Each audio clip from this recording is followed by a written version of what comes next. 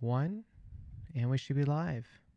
Masokast, welcome to the late night cruise show. Episode number 15, man. Episode Welcome. number 2 for me. Episode number Hooray! 2. Yeah. It's been like 4 months ish. 3 or 4 months. How have the last 4 months been for you? I don't know, not too different. I don't really work in a field that's been particularly affected by all the global situation, so it's been pretty much same old for me. But I did just come off of 2 weeks off, and that felt pretty good. I just played Star Citizen a bunch, streamed a bunch. That's cool. Yeah, we talked a lot about COVID, I guess, 3 or 4 months ago. That was the prime subject. Back kind of before it had really like fully ramped up or whatever. I think that was just when things were starting to kind of shut down. Hey, or not, maybe not officially, but I think that was when social distancing was kind of starting. Something like that. Yeah. Well, I remember that when we talked, it was the week after I was harassed by that old guy on that Right. kayak. Did you Yes. see Yeah. pictures of him? No. No. No. But There was yeah. an old dude in the harbor on the kayak, and I saw it on hmm Reddit as well afterwards, and I was like, oh my god, I hope I'm not in that photo. I don't know. Yeah. Whole situation was bizarre, but I don't know. Like I listen to how other people talk about it. Like I was talking with Buster about it last week, and she's in Texas, so she's got her own perspective on it. Yeah. Do you find that we're in our own little weird bubble of strangeness here? Yes. With a lot of things, but yeah, with COVID too. I mean, there hasn't been a confirmed case on the island for a couple weeks now. I think a new one, anyways. Maybe Last like one. last one I think was in Nanaimo. Yeah, yeah, that's right. Yeah. Um. So yeah, and I mean BC in general has low numbers. Canada in general has low numbers. So I feel like we are kind of existing in our own little placid pond up here compared to what we're seeing happening down south. Like I mean, there's more new cases in Texas alone than there are in the entirety of Canada, like by a lot. Isn't that So crazy? So yeah, I mean, we are in our own little bubble up here, but that also extends to, and this is something I've noticed as I've traveled. Victoria is its own little bubble for a lot of things. Like I remember when we went to Southeast Asia a few years back, just being shocked at how many people still smoked, and like, here in Victoria, there's not. I mean, there's still smokers, sure, but like not many. They're definitely a minority, and it just kind of got into my head that, oh, that must just be what the you know this must be a trend that exists all around the world, and that particular notion was disabused rather rapidly as soon as I left our little bubble here. I think Victoria actually has a bunch of little weird little little things like that seem normal here until you go elsewhere. Yeah, I agree. Yeah, I'm looking for like apartments right now, and that's a whole bubble in itself. Like a, Mm-hmm. and especially like COVID doesn't make things any easier. But I don't know. I'm looking at like North Victoria, West Victoria, something like that, in the outskirts. I'm gonna try and walk out there this week, and that's like or weekend. It's like a 6 hour walk. You know that like along the walking path or the galloping goose, I think it's called, Yeah. something like that. Where are you gonna walk to? Like Royal Roads. Sorry. You know what I mean? Royal Roads. Yes. Yeah. Sorry, my dog was just going nuts in the background there. Had to mute my mic for a second. Yes, that is a long walk from James Bay, man. Yeah, tell me about it. So I don't know. Just like looking for places. I guess that the my landlord is telling me that there's a price fluctuation in the past couple of years. Well, I guess it would be about $100 a year of rental price fluctuation here, Yeah. and we're in a Yeah. downswing right now. I guess thanks to COVID. Probably. Yeah. And just we've been on kind of a downswing for real estate prices, or at least they've been flattening out for the last couple of years too. So it stands to reason that that would be that rental prices would be following that. It just sometimes it makes me wonder, like, who here can afford to live here, because it's not like there's a lot of businesses Nobody. here, right? And I mean, like, if you were to live somewhere, you think you'd live in Vancouver or something, at least. Well, yeah, I mean, ultimately that's even worse. But What? well, just as far as like the who can afford to live there, Oh right? Like yeah. like they've seen like a stagnation happen where your labor force is just basically leaving in droves because who can afford to live there, right? And it's the same thing here. It's been happening here over the last few years. I mean, like we have a suite in the basement of our house, and when we started renting it, the going rental rate was something that I thought was obscene for like a one bedroom, and I was just kind of wondering, like, again, I mean, who can afford that? And now it's even worse. I mean, basically, if you are making $20 an hour, you're like half of your check will be going to rent if you're living by yourself, and that's insanity. And as a result, you're seeing kind of a stagnation of the workforce. I mean, you go anywhere in Victoria and there's help wanted signs, you know, because there's just because people aren't can't afford to live here anymore, so they just aren't. They're moving. Even my brother, who's actually just got his degree, and his wife also just got their degree, so they're like young professionals, and they're basically, like they were evicted from their suite because the landlord was selling. And yeah, they after looking around for a while, they said, well, like, we're both young professionals, but we can't afford to live here, or rather, like, we could, but like there's no future here. Like, there's no way they could ever afford property, so they are leaving, and I think that's sad. Well, I But mean, who wants to work for minimum wage and live in Victoria? you can't Yeah. you can't live in Victoria and work for minimum wage. It's an impossibility. And what I was trying to get at there was, like, they're both young professionals who are not making minimum wage. Like, they're not making six-figure salaries or anything like that, but they're definitely not making minimum wage. And even they are just basically giving up on Victoria because there's no future for them here, really. So Might as well go and play video games for a living. Yeah, there's been a lot of drama too on Twitch recently. I don't know if you've noticed it much. Have you? Have you? I I haven't really. I've heard like rumblings through different social media channels and stuff like that, but I have no idea what's actually going on. Besides that, I've heard that communities outside of the Star Citizen community do tend to be a lot more competitive with respect to streaming and viewership and things like that, and that sort of drama can have serious effects on one's viewership and ultimately one's income. And geez, I mean, that's kind of scary, actually. I mean, I wouldn't want to be in that perspective or position, anyways, to have my livelihood, um, potentially jeopardized by high school drama.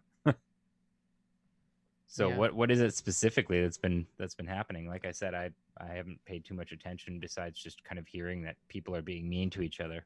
I guess that's about it. Just harassment.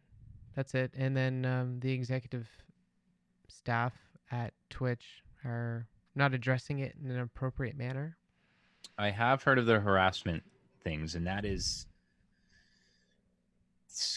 also scary. I mean, like, harassment in real life is difficult enough to deal with, and you'd think that it on a platform where one has like reasonable control over their viewership, that you'd be able to kind of escape that. But it sounds like there are the people who are really, really dedicated to harassing you, can get around all those, and then the platform themselves won't step up and help you. That sucks, man. Like, that's brutal. This is 2020, I guess. If that makes Yeah. any sense. How's your stream been going overall? Like, any more Oh, viewers? Lots of No, crazy no, not growth. really. I'm not, like I said earlier, I'm not in any way, shape, or form a professional streamer. I just kind of like do this for fun, insofar as I just play the game and talk about the game, and that's kind of it. I don't have any fancy gimmicks on my stream or anything like that. I don't know. I probably should like figure it out. I just with my real life, I haven't had much time to like actually research kind of what I should be doing, and to an extent, there's part of me that just goes, well, I could put in the work, but then it would be work, and that's not why I'm doing this. That's true. So, you know, so I'm just kind of like, I don't know, I just kind of play games, and I've got, kind of a small community that's kind of accumulated, and they come in and chat, and that's all I'm really after. So, you know, I'm not actively trying to grow my stream or anything like that. I just kind of go on podcasts because I like talking about the game, and then I just invite people to come continue those conversations, on my stream if they feel like it. That's basically where I'm at. I'm looking up your community now. What's the name of it? Ooh. Uh, what do you mean? Or is it like a Star Citizen org? No, no, no, no, You have no, your no. own Just org. What just org are people you who associated with? I'm with Imperium. Don't you wince? I saw that. No, the wins was because I spelt your name wrong because I'm trying to search it on the RSI site right now. Oh, M-A, oh, oh, oh. is Yeah, it? no. Yeah, but community, all I mean is just kind of like people who've kind of jumped into my Discord, or who come and just kind of hang out with me while I stream or whatever. But yeah. Why can't I find your name in the RSI database right now? Masokast? Oh, there's no T on it. That's why. Masokast. Okay, hold on here. I still spelled it wrong. Okay, never mind.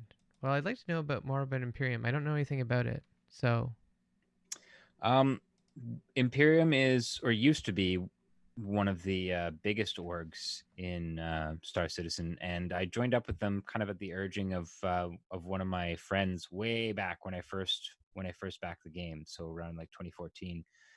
I haven't been super active with them, but I was just really impressed by how well organized they were for such a huge group, and their leadership seemed really competent and stuff like that. And I just figured that, you know, that these would be kind of good guys to play around with, kind of later on when the game is kind of closer to release. Especially because I really do want to play on capital ships. I want to crew on capital ships. I ultimately I would like that to be my primary gameplay.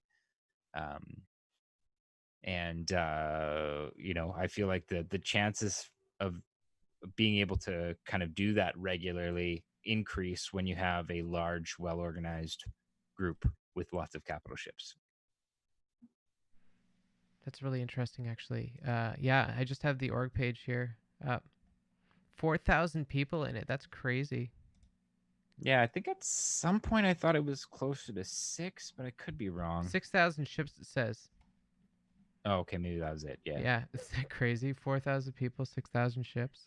Yeah, and I know like a lot of Imperium aren't super active right now, but but I'm in their Discord. They're kind of like playing regularly and stuff like that. So I think that's what's yeah. important. Regular gameplay. What is it like being in such a big org like this? Well, like I said, I haven't been super involved with them lately. It's just kind of been more of like I said, just something where I feel like the gameplay that I want to do um is it's likely to be able I'm likely to be able to engage in that kind of stuff with them. So um I can't really say besides that, back before, I guess this would have been back before Discord was even really a thing. They had their own forums and stuff like that, and I used to just kind of ravenously devour the conversations and stuff that they're having there. Lots of really intelligent people, lots of theory crafting that's really kind of on point, and And I think in a big org like this, if it wasn't really well organized, it would feel hectic and not particularly effective. But that is not the impression I've ever got from being on Imperium's forums or in their Discord. I feel like, yeah, I feel like they're just I feel like they're going to be good people to play with. So So you don't like, it's not like they have weekly events or something like that where it's like, oh, okay, everyone meet at 8 p.m. tonight. We're going to go for. yeah, they do that. They They do do that that? as well. Like I said, I haven't been super engaged with that. Most of my engagement with Imperium has been, via theory crafting or or just kind of like talking on Discords or on the forums. So Just a it could place be, to hang out. yeah. Because like honestly, like what I like to do in Star Citizen right now isn't really those like big kind of scripted organization um events and things like that. I think those are cool. They're cool to watch, but I don't really feel the urge to get in on those. I would like to do stuff like that when when it kind of meant more in game. You know what I mean? Like I love the idea of well coordinated, um economic, industrial, and I like the idea of kind of like all those kind of aspects being coordinated together to put together like a big, let's say like a huge mining operation or something like that that's covered, by the military portions of that organization. That's and you have the kind of the industrial aspect backed up by the cargo hauling aspect. And I like the idea of being in those big kind of multifaceted sort of expeditions, but that's just not something that's really that you can really do right now, or at least it's not. I don't know. um like you can do kind of those mixed, like, where you have your cargo haulers covered by your military guys, but it doesn't really, like, it's very like fabricated. It's very like it's not Feels forced, I think. yeah, exactly. Like it's Yeah. it's you're doing it for the sake of doing it, not because it's legitimately beneficial to kind of group up with all these people and put together like a large kind of well organized organization, kind of a um oh, there's a word that's like slipping my mind, but I'll just use expedition for lack of a better word for now. Yeah. Yeah, I'm just looking through some other documentation here just to try and understand actually the difference between the last time we talked in Star Citizen and what it's like now. It's like about 4 months ago, so 3.8 would have just came out. We'd have Hmm. been halfway through 3.8, I guess. Hadn't gotten Right. 3.9 yet. You mean as far as like what the Imperium organization is right now, or just Star Citizen in No, just general? Star Citizen in general. Hmm. Why? Has there been a lot of change with Imperium? No, not really. Like I said, it feels like at least from where I've been sitting, um it feels like a large portion of the organization is kind of just basically waiting for the ability to kind of operate in the universe as a large organization. So I mean, yeah, like I said, I mean, I pretty much just kind of browse through and chat in the discords, but I haven't really gone any deeper until, and I don't really plan on kind of going any deeper into the organization until you know until there's stuff that we can do that isn't forced, like we talked about. I feel like orgs can sometimes be like a political subject. So that's, I guess, why I dig so deep into that, trying to understand it better. Sure. I'll confess that I definitely was kind of like, how do I say that from where I'm sitting, it feels like it's mostly inactive right now without without actually saying that, which I just said. 4,000 Um, people are inactive. That's a lot of people. well, no. See, okay. There are people who are active for sure. Um, and I'm not saying that it's a dead organization or anything like that. It's been just kind of from my perspective as somebody who hasn't really like been actively trying to dig into what the organization is doing. It feels like it's kind of mostly dormant. But yeah, yeah. Like I said, I mean that could just be from my perspective right now because, like I said, I'm not really super involved with it. But doesn't mean I'm not planning to be when there's stuff that we can do. That's the other thing. I think with these big organizations, you're going to have like good opportunities to legitimately affect the economy in Star Citizen. Like they've said that we're going to be 10-1, as far as players to NPCs, and that most players by themselves won't be able to really like directly affect the economy in big ways. Like you'll be able to have an effect on it, like from an aggregate perspective, but like one person or a small organization won't won't likely be able to move the economy around too much. But if you have a large group of organized people, that changes, in theory, anyways.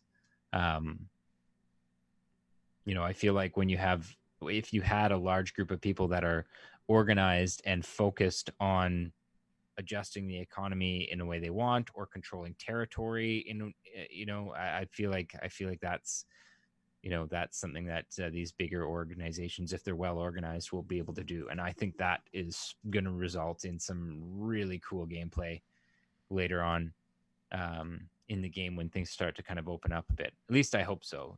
I'm really excited about the prospect of Imperium taking on kind of other large organizations, competing, economically, competing militarily. Uh, I think that's where I can see myself really wanting to go as far as like gameplay. And yeah, I'm really excited about the potential opportunities to kind of engage in that kind of large scale warfare, large scale industrial, you know, kind of kind of gameplay. I think it'd be a lot of fun. You ever get That's what I'm hoping, anyways. you ever get super inebriated sometimes and just sit back and think about the scale of some of these gaming communities, like 30,000 plus people, like, and just the amount of like influence some of the people have within it. I don't know. What's your thoughts about that? You ever think about that? Like about specifically how much influence, like is that specifically what you're asking, or about just how these big organizations can have kind of influence in the games themselves? Not You're necessarily talking. the games, like the real world, how they exist in the real world. They kind of become like empires, really. Yeah. um I think I think in a lot of cases it's been shown that it isn't always a good thing, or it doesn't always create a very like a very good community. So it it is interesting when you have these kind of like almost like mini celebrities, in these, but I think the term specifically for that is big fish small pond. And yeah, I think it's easy in those sorts of situations, and let's say, like, okay, let's use your example of 30,000 people. Like, that is a large number of people, but it's not really, No, in the grand scheme of things, no, right? it's but true. but but people, when you are, ex famous dude, or let's say the leader of an organization of 30,000 people, let's just keep using that number for now. um you know uh, you, you see these kind of egos start to inflate beyond, and oftentimes the arrogance that can come along with some of that, that sorts of behaviors are really disproportionate to the amount of, or to the reality of that, of their fame. You know what I mean? Like they may have influence in this small group, but but their egos inflate to a level that seems to think that they are more famous than they really are in the grand scheme of things, kind of thing. So that is something I have seen actually in a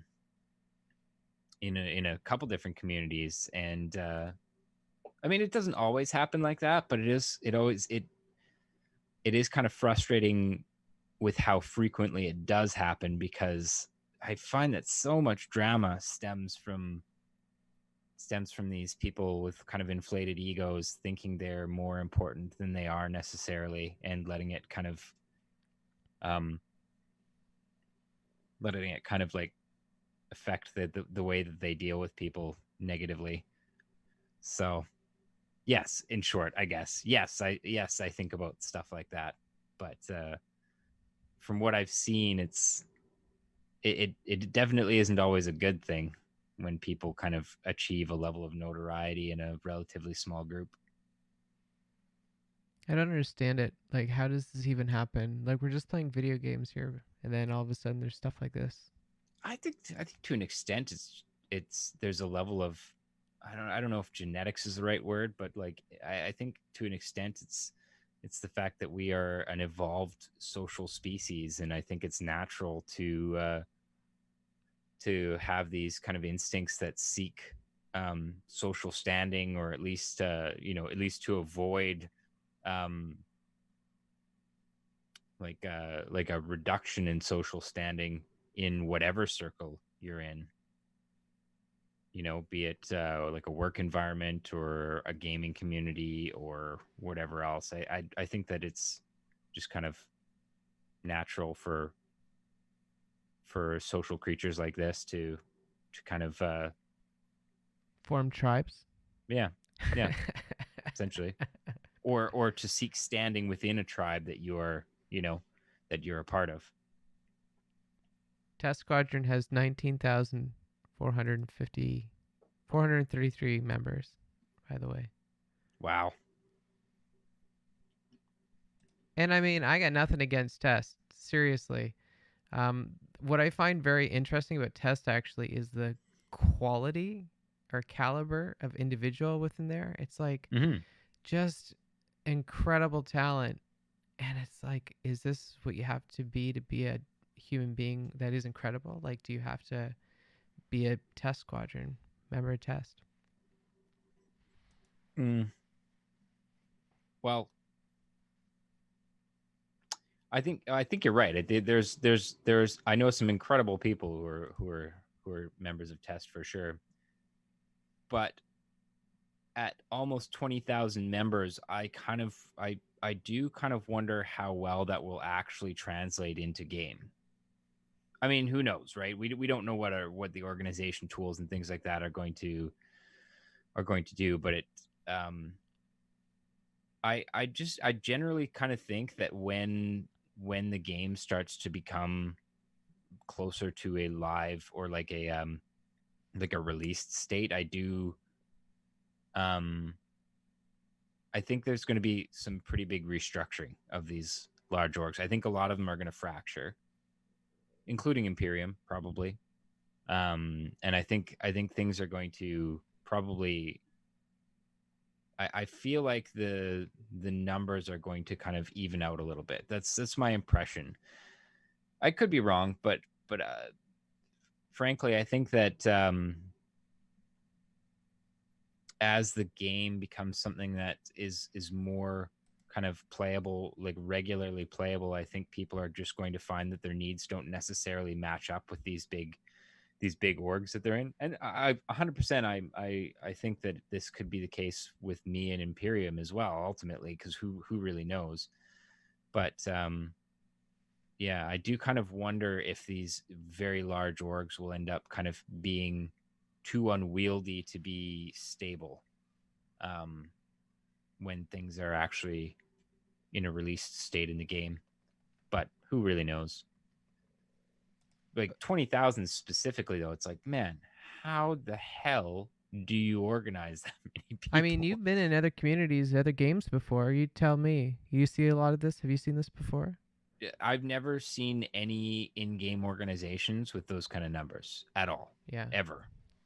I mean, I haven't really ever played in a game that sort of thing would have been in any way practical.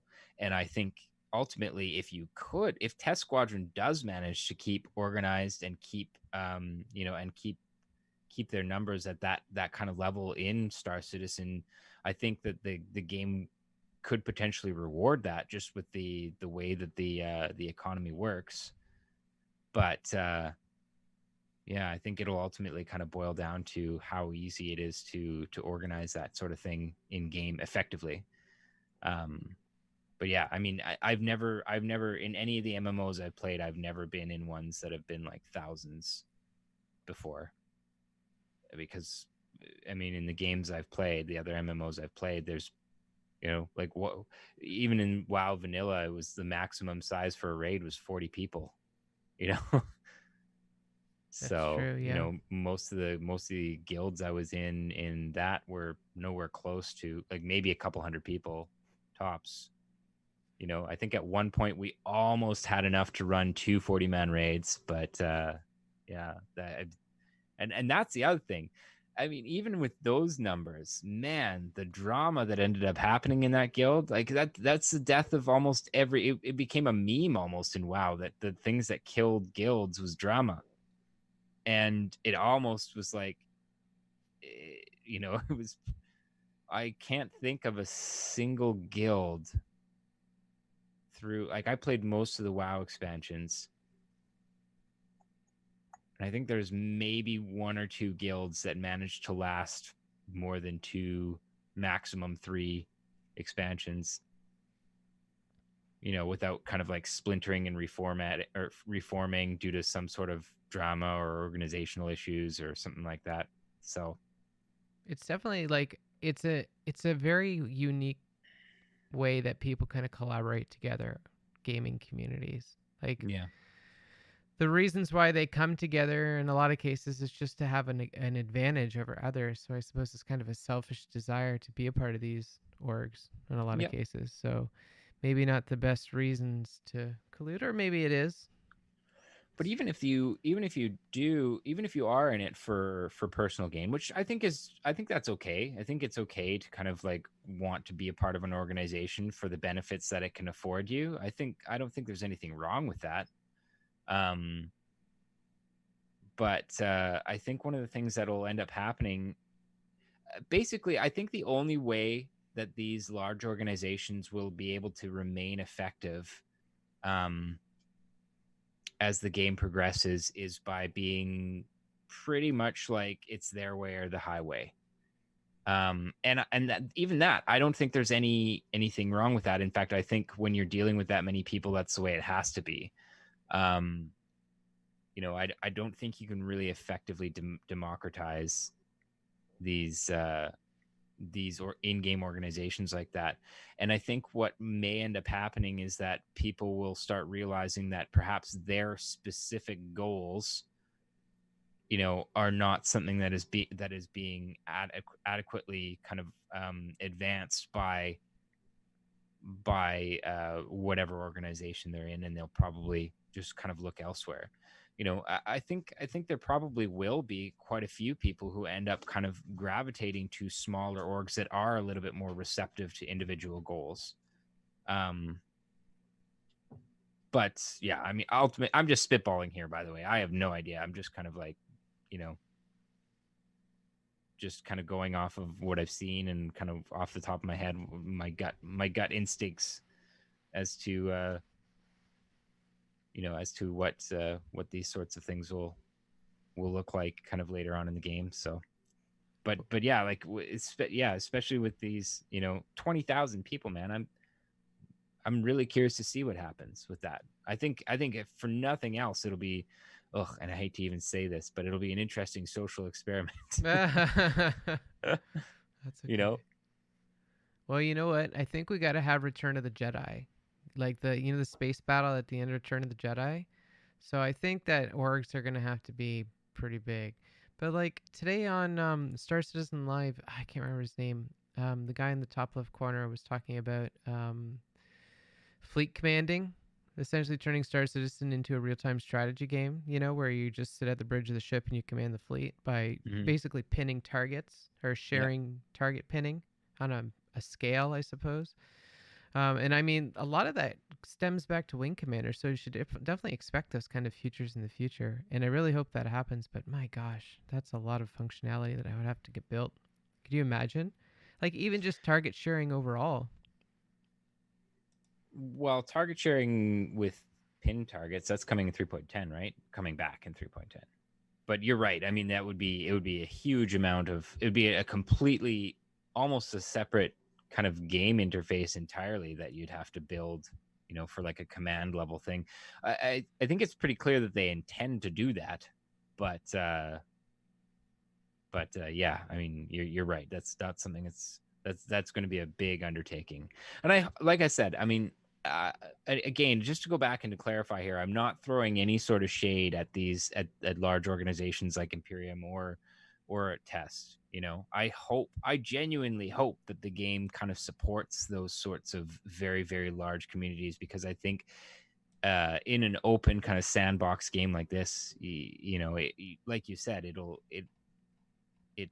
would be really interesting to kind of see these sorts of things play out in these big large scale battles and things like that require hundreds, maybe even thousands of people to to facilitate. So yeah, it is going to be like a colossal amount of work though. Yeah, that's what I think about all the time. I'm just looking at the roadmap right now. Actually, let me just put this on the third screen because there we go. I was just looking at new Babbage here. Um, I don't know. Um, new shops. I'm just thinking about this. Like we're a week away from this right now. What does this actually look like? I wonder. It's an iPad shop or an iPod, iPhone um, shop. What is it called? The factory line. Yeah.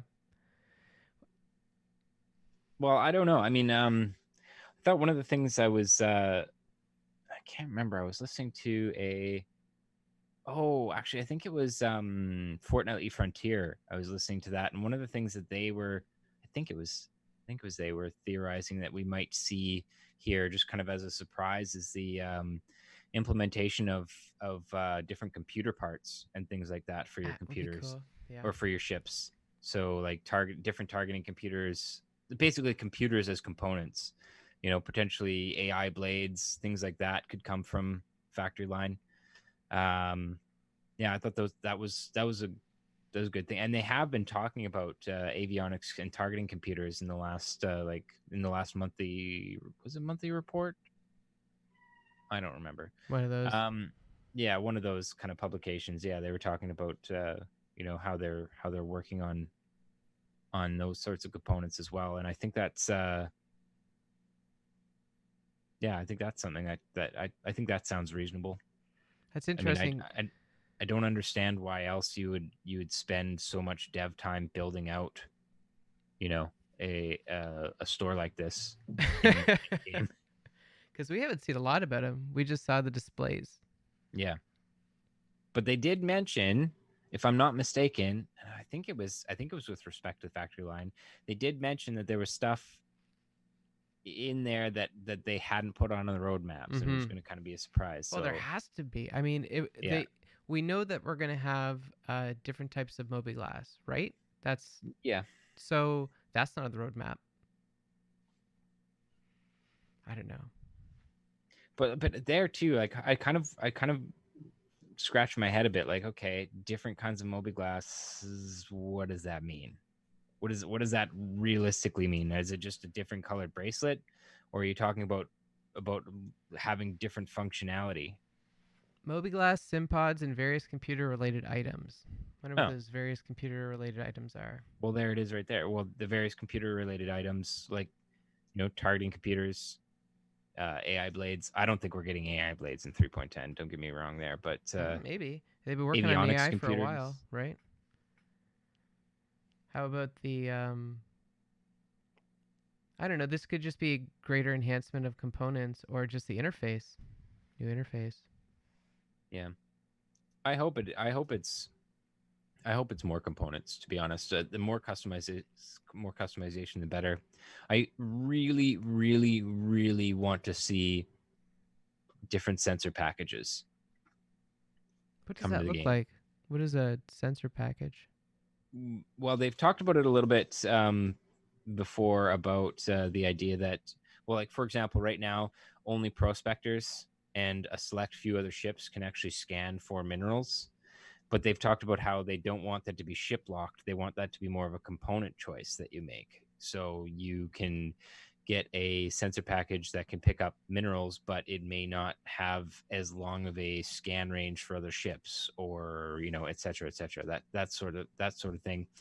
Um, I would or something that has like a longer passive scan range, or doesn't isn't as detectable when you're using active scanning or something like that.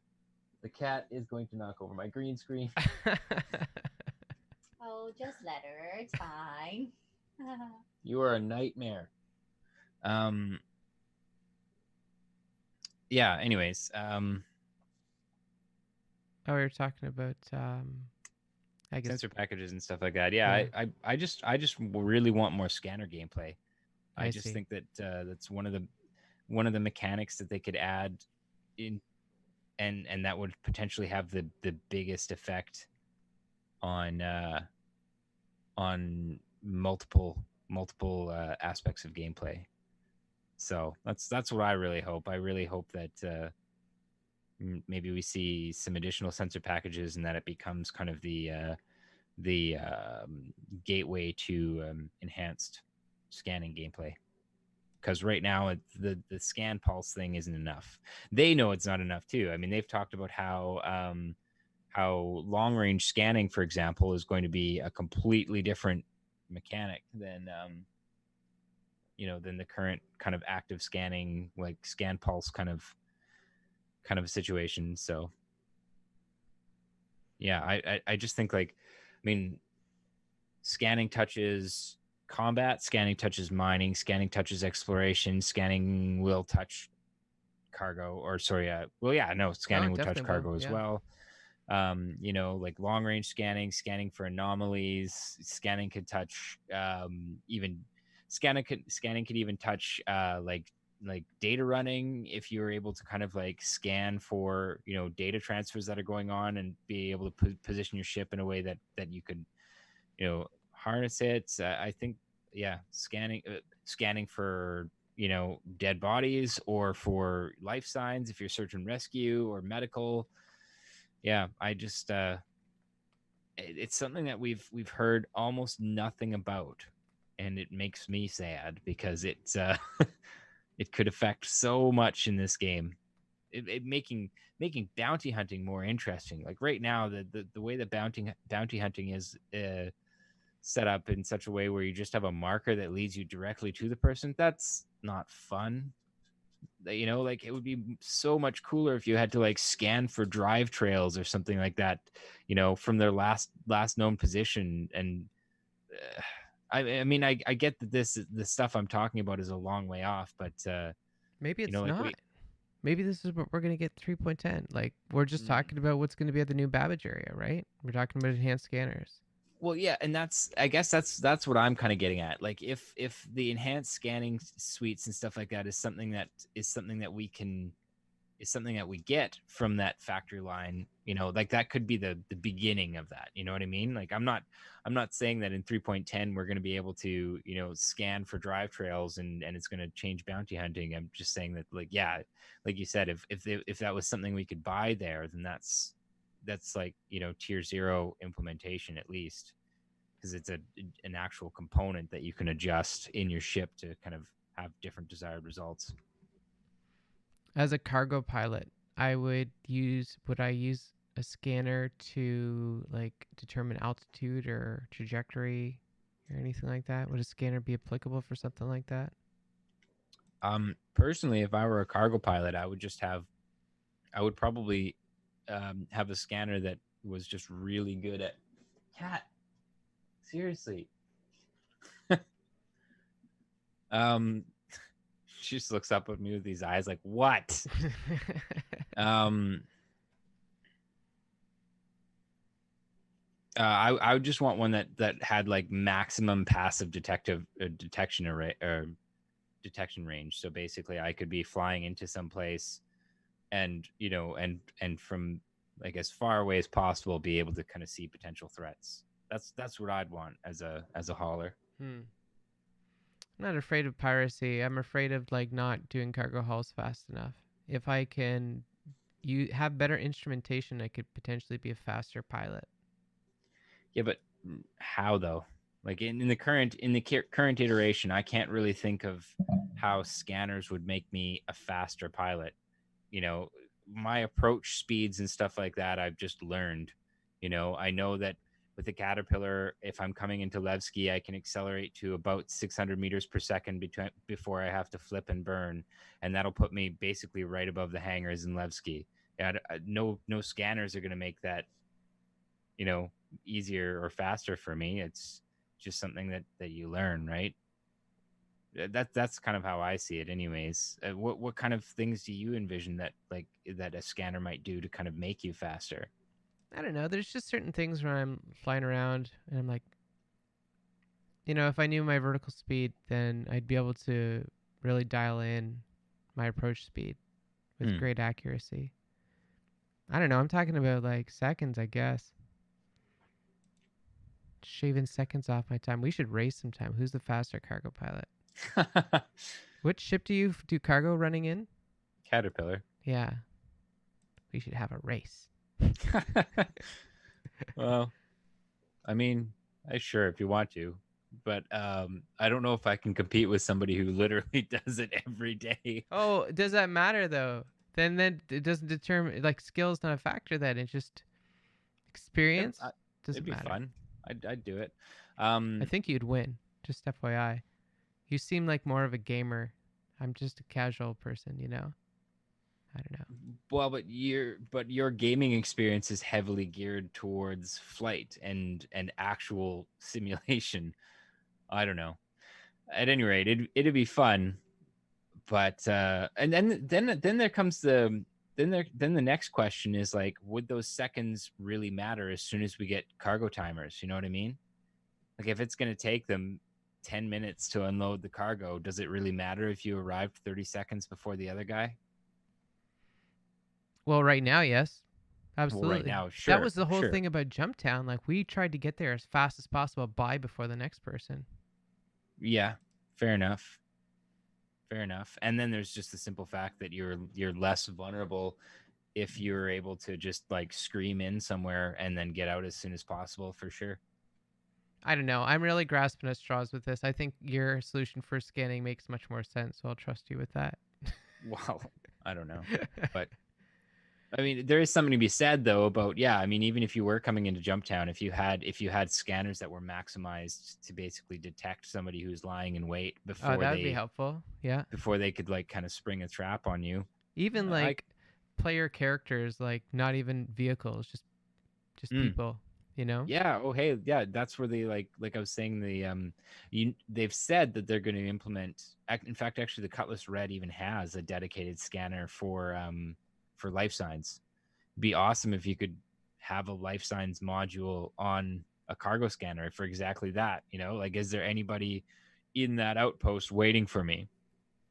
Is that live right now on the Cutlass Red? No, No. no.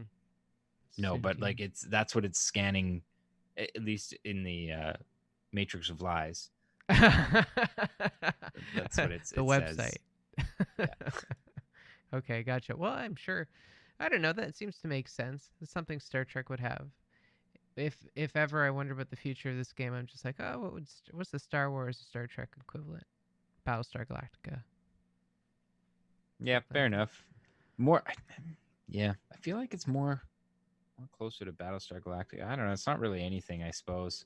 It's not really far enough along for Star Trek. Star Wars is not even really fantasy, or not even really sci-fi. It's more space fantasy. Well, maybe Battlestar then. Galactica, I think, is probably the closest equivalent, which is fine by me because ultimately, when I started playing this game, Battlestar Galactica is what I wanted. Yep. I wanted Same. Battlestar Galactica style space, fighter combat, and I wanted Battlestar Galactica style capital ship combat. Yep. Same here. That was a good show, man. Somebody was playing clips of that in one of the Discord channels I was in the other day, and I was like, oh, I want to rewatch that. Mm-hmm. But I will say I rewatched it with my partner. And man, from the perspective of somebody who's not kind of a space nerd, there is a lot of holes in that show that I just conveniently overlooked because the space battles were so good. But yeah. Wait, which holes are that? Is that? Well, just a lot of like it's just a lot of like just a lot of little stuff that kind of adds up, and when you're so invested in the show and in the characters, you don't really see them. Like for example, there I'll give you an example. The episode is like early in season 1 when they're kind of on the run from the Cylons, and the Cylons, like clockwork, it's like every 11 minutes or something like that, are jumping in and attacking them, and everybody's like sleep deprived and run ragged or something like that. There's a scene in there where somebody is like wheeling some ordnance across the deck and a missile falls off and explodes. And like at the time I was just like, oh yeah, like, it didn't even clue in that like there's no way they'd be wheeling live ordnance, across the deck of people. And I didn't even notice that because I was so invested in the show and in the character. And then Leah was just like, what? And of course she was in the military for like 9 years, and she was like, that is really stupid, that would never happen. And it totally ruined the totally ruined the episode for me. I was like, oh, you're right, that would never happen. So, but I mean, there's bigger holes than that. But it's been a while since we've attempted to watch it, so I'd have to actually go back again to remember what the ones she'd pointed out that were kind of more of the glaring plot holes. I mean, besides the obvious one being the ending of that show, which was really, really, really, really stupid, and I pretend didn't happen. Oh, you don't like the end of the show? The No, precursor to Blade Runner? it makes absolutely no sense. Why, in a situation where you wanted to remember that to never do this again because it's desperately important that we never do this again, why would you drive all of your high-tech methods of preserving knowledge into the sun? How does that make it sense in any way? It doesn't. That's the answer. Like, let's go back to a Paleolithic, society, because that way we'll for sure preserve the knowledge that we can't ever create advanced artificial intelligence again. Stupid. I think that I don't know. I really enjoyed it. I think I that loved the show, but I hated the ending. I think that for the amount of nonsense that it is at the end, it's so convoluted. You have to just accept it as making sense. Does that make sense? Yeah, fair enough. Yeah, that's fair enough. But like, let me tell you, I was in for that show, man. I accepted all the convoluted aspects, but I still, by the time the end rolled around, I was like, what the? I don't know. Am I allowed to swear on here? What Sure. the fuck? Yeah. What is this? Anyways. No, same here. But like, I love the end scene when they're like flying over the green pastures or whatever in their spaceships. I do that all the time in Star Citizen. It's like my favorite activity, just Yeah. flying over like the greeneries. I want some legitimately green planets I to don't fly know, over. there's a lot to microtech. I mean, just it is a planet, small Yeah, patches and a big planet. yeah, but it's very limited, and it's a very specific type of greenery. I'm thinking more terrestrial, more Terran. Like, I just would like to see that. I'd like to see jungle. I'd like to see I'd like to see big forests. I'd like to see grassy plains. I don't know. I think that's like a planet that's kind of more the Terran norm that Hurston would have been before they used it as a weapons testing site and a strip mine. There's space bears. That's what I'm worried about. Because when they give us a real Terran environment, they're gonna pull that one on us. Well, they're going to pull that on Microtech. They've shown that Oh, Predator. that's right. The bears are microtech bears, aren't they? Yep, the Yeti thing. Oh man, I'm not looking forward to that at all. You think we'll get that I before the end of the I year? oh Hmm. I don't know. I mean, that's pretty contingent on some major AI developments, which they have been working on, but we haven't really seen. I mean, they'll be T-posed. They will be T-posed. Whatever animals Yeah. they add, for sure. But like, imagine it like this: they gotta add Crusader. You can't. They decide to add the whales with Crusader, and they're like, well, if we add the whales to Crusader, we could add the bears to Microtech. I think they very specifically said that they didn't. Well, okay, you can correct me if I'm wrong here, but didn't they very specifically say that they were like that the AI for like critters for predators specifically was like a ways down the road. It was What that does that Todd even Pappy mean, though? section. What does that even mean? Well, it means that they were first, if I'm not mistaken, they were going to prioritize the social NPCs, so the bartender, etc. Obviously, the enemy NPCs are part of probably the Squadron 42 AI work that's going on. And then they said, didn't they say there was a word they used for them? But the first critter AIs we see will be the small little like, what did they call them? There's like I floating don't know. brainy guys or Yeah, whatever. little critters though, Yeah. like rats and that sort of thing. Um, like that's what they. If I'm not mistaken, that was what Todd Pappy said. Their first kind of like AI priorities are going to be. I can't imagine it So really matters between bears or critters. Like when it, well, I don't know. I imagine there's quite a bit of there's probably because critters are just they can just wander at random, right? But like predators, you have to uh you have to program in like kind of like aggro ranges, so to speak. I don't know. I could see that being more work. I'm just gonna go out on a limb and say no. I don't think no, that we're gonna see predatory creatures by the end of the year. you don't think they'll add them with their predatoriness first and then add the predator part later? I don't think. Well, I hope they don't. I'll just say I hope they don't, because I think that would kind of ruin it personally. Can you imagine like your first experience with some supposedly super crazy, like aggressive space predator being one where it's just like derpily running around, letting you kind of shoot it or clipping through walls or like that sort of thing. I don't know. I mean, I I I hope they would hold on to it to a point where when they did release it, it would be like impactful. You know what I mean? When you encountered one. I remember the first time I encountered an NPC in Star Citizen in FPS, and I mean, I was running circles around the guy. He hardly did anything. So that I would expect that, Yeah, but really. those are just dudes, right? Like those are just derpy, NPC AI that they are basically just throwing in there for placeholders. Different. To me, anyways. It's a different matter entirely when you're like encountering a hostile alien creature for the first time. Kind of like how, like, ultimately, if they wanted to, they could throw in Van Duel right now, probably. But the Van Duel would be so derpy, it would just kind of, I don't know. I feel like it would just ruin it, I for agree. what. But the thing here, how I look at it is like NPCs are NPCs, and Yeah, I don't really think that their behavior is going to change between a human and an alien. So I think maybe once they stabilize the NPCs right now, then then they'll add in the good stuff. maybe. Yeah. But you don't think that they.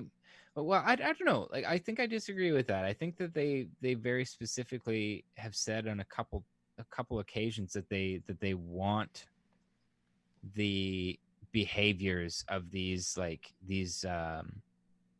different kind of like animals to be something different than just like their typical human. I think. Maybe. Who knows? None of us are devs. It's true. But here's one thing: is I do remember Todd Pappy mentioning, like back in February, that the tr- players trading currency between one another was not a priority for them. That he True. said that back Yeah. in February. So Good call. Yeah, good call. And now here we go. here we go. Next patch. Yeah, Oh my god, I cannot wait for that. that'll be nice, right? You know what's funny is I was playing with Ravi and Galog last night, and they want to run this event, and we were like, man, we should give away an 890 jump because you're supposed to be able to buy an 890 jump in the next patch. I guess it's a rumor, maybe it's 32 mil. 32 mil, yeah. And I'm like, man, it's so easy to like everyone pull up 32 mil. If we could fundraise for an 890 jump now, Yeah, that'd be fun. A new age for Star Citizen, I'd say. Yep. I gotta say, 310, especially after this SCL, I am getting pretty hyped for it, to be honest. Like, Yeah. I think that the player trading app is going to add, oh my god, it's just I don't know, just a lot more to playing with other people. Beacons work sort of sometimes, except when they don't. Yeah, it only takes one. And yeah, I lost. I can't remember if I told you this, but I transferred to my brother 1.16 mil so he could go buy a Gladius, and it just disappeared. Oh yeah, for both of us. Just disappeared. Yep. Like, and there was nobody anywhere close to us that could have possibly accepted that escort beacon. And yeah, it just, that was really disheartening. And I've heard people, the funny thing is I've heard people just making a huge ruckus about the tax aspect. And they'd be like, I'm still going to use beacons. And I'm just like, oh, are God. you fucking crazy? Like, I would happily pay 5% tax just to not ever have to use one of those totally derpy beacons ever again. Okay, so then they have their own black market currency now in Star Citizen where they do it through the beacons. Yeah, I guess. Yeah. Like, and all the power to you. If you really want to avoid that 5% tax, you go for it, man. Yep. But I am not touching those beacons again, until those are much more streamlined. That's And hilarious. yeah. And then and honestly, okay, to go back to the SCL here, if you don't mind, Yeah. kind of changing. Hearing the vehicle experience team talk about some of the issues that a lot of people have been having with flight, with combat, with weapons, with missiles, with like hearing from them that that's on their radar is really encouraging to me, actually. So hearing that a lot of the big issues that people have with flight and combat in Star Citizen right now are either going to change in 310 or 311. That's really encouraging. And even just I liked how they talked about how they're going about making these changes too. Like, they don't want to make any big sweeping changes so much. They want to kind of like implement like an iterative change, test it thoroughly, and then iterate on it, and then test it thoroughly, and then iterate on it. I like that. I like the way that sounds. Anyways, ultimately, we won't know how big a deal any of these changes are until we actually get into our hands and we're actually able to play with it. But I mean, from where I'm sitting, man, it really sounds like they've gone a long way to addressing a lot of the issues with just kind of the way things handle in this game. And if it's not coming 310, then it's near future, 311.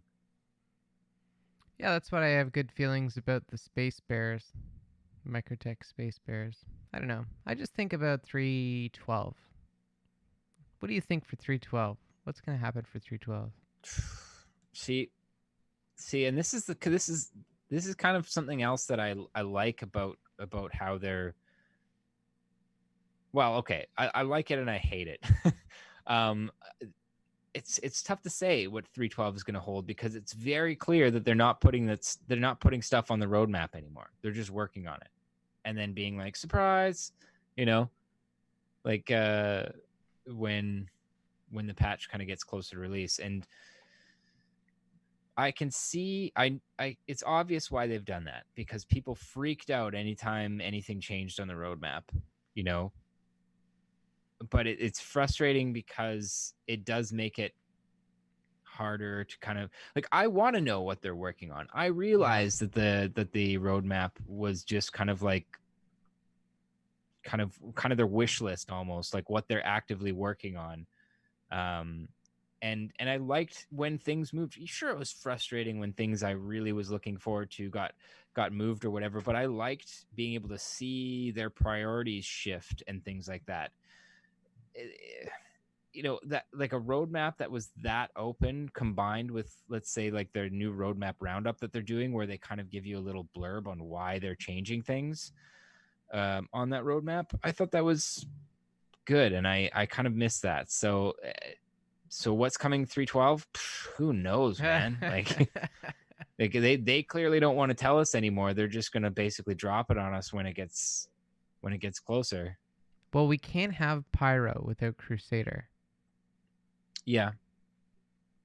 Do we get the Aaron think belt with that for free? Well, they've shown pictures of their of the Aaron Halo, Aaron sorry. Halo stations, the gateway stations. So if we don't get that in 312, then I would say probably first quarter next year. I think we'll get Crusader before we get the Aaron Halo. Just because it's flashier, and then they could officially say we've officially completed, you know, our first solar system. I gotta be able to do that Aaron Halo relatively effortless. It's gotta be a network thing, because like we're just talking about asteroid density here, aren't we? Yeah. But before that, like in order for the Aaron Halo and the gateway stations to, to actually mean anything, they'd have to adjust the way quantum travel works in such a way that you can't actually quantum through asteroidal bodies anymore. Right. Which I know that they want to do. Chris hates the fact that you can like be in Yella and just like quantum through the asteroid belt. And fair enough, it is super goofy. Yeah. But yeah, I mean, will we see that by 312? I don't know. I my gut says no, but like, see my previous statement about who the fuck knows at this point, you know? Well, I mean, CitizenCon is not in the picture anymore. Yeah. So Squadron 42 is center stage right now. Squadron 42 was going to be CitizenCon from what I assume anyways. Yeah. I mean, that was going to be their focus. I honestly there's a lot of people who thought we were going to see like Pyro come around in 311 or 3, you know, like around in CitizenCon, basically, like Pyro be officially unlocked, but I don't think so personally. In fact, I legitimately don't even think that we'll see Pyro in 312. I think we'll see Crusader in 312. Yep. And as far as what else,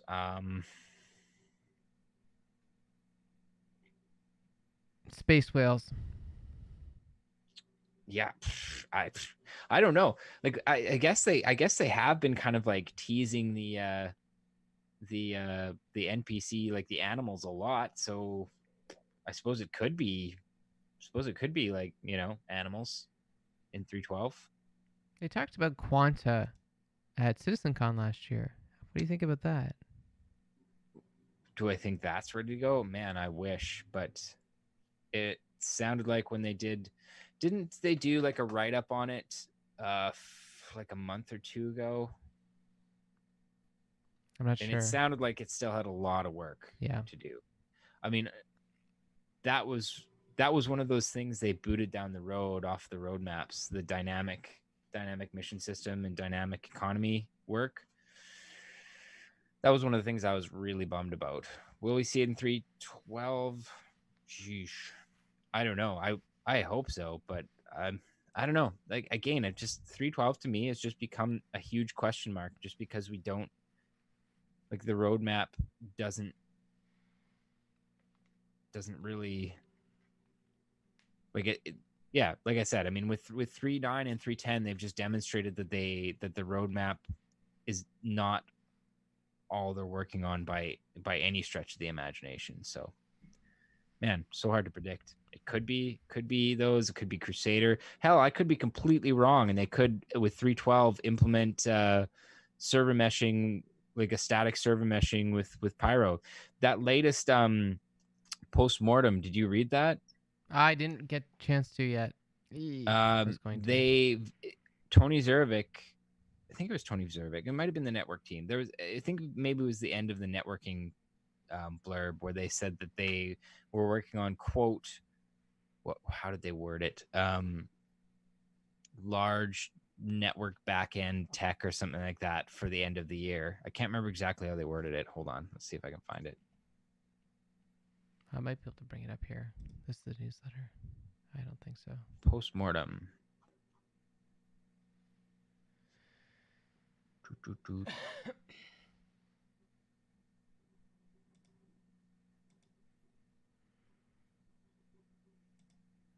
The postmortem was from Invictus, though, wasn't it? Yeah, but very specifically, like the first few paragraphs in there, the first page basically was about like what happened through Invictus and the free fly and like why things were so unstable, why so many people were having connection issues and stuff like that. And that's this one here. And then somewhere along the lines, they talked about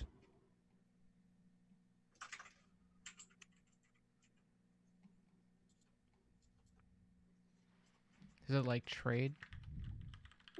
No. They actually no, call it wasn't for quantum. It was No. it was specifically something that kind of was hinting about it seemed to hint about server meshing, actually, because it said something about like basically large back-end network tech that they're working on for the end of the year. Javelin looks so cool. And they have like they said last CitizenCon that they really wanted to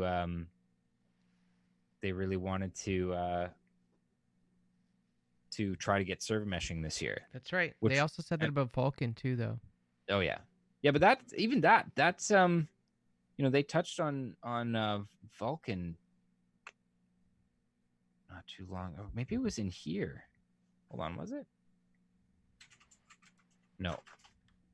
Anyways, yeah, I mean, again, like that was just Chris blurting things out as he's wont to do, and I mean, take obviously with a huge heaping pile of salt, but yeah, I don't know. It man, where is it? I'll have to actually reread this whole thing. But yeah, they dropped a little mention in here that made me think like, huh, are they talking about server meshing? But yeah, so that for 3.12, maybe like a probably not dynamic server meshing, but like a static server meshing, something that'll allow you to pass basically people back and forth between Pyro and Stanton. I could see it. I wonder if that Crusader is so massive that they need server meshing. Like maybe that would be a separate server, and then you have rest of Stanton, and then you have Pyro. You know what I mean? I mean, maybe. I mean, server meshing would help. I mean, true dynamic server meshing, anyways, would help performance in game. But then, like, or okay, in system too. I'm just wondering if that would mean that then there's only 50 people on Pyro and then 50 people on Stanton. Yeah. Yeah. That'd probably be what it means. But I don't know. I still think that's a decent solution, short term. Yeah. Why not? Like, and then basically when you go through the jump, it would basically hand you off to another server. There's obviously no guarantee that you would end up in the original. Like if you went from Stanton to Pyro and then from Pyro back to Stanton, there's obviously no nothing saying that you'd end up back in the same Stanton server. In fact, you probably wouldn't. But like they can already kind of dynamically spin up and spin down servers, because if you are in a party and somebody launches, you have the option to kind of like join with them, and it basically finds you a server, and if it can't find you a server, then it spins one up. So I could see that happening for basically transitioning between Stanton and Pyro. This is something I said on the captain's table a couple times actually, that I could see just like basically static servers that they handed you off back and forth between. And I don't think that as much as I would like to see the population cap come up, I don't think that it really needs to. I think that 50 and 50 in either system would be acceptable for now. Something I want to mention actually about that cap is that I remember when the population changed between 2.6 and 3.0, and it was a very dramatic experience for me. It was like hallucinating almost. It was like because we didn't interface with one another in the same way before than now. You know what I mean? It's like it was only a group of like 12 people or 16 people, so we knew everybody in the server. But then when it opened up to 50, and that now it's gonna open up to 150, maybe 200.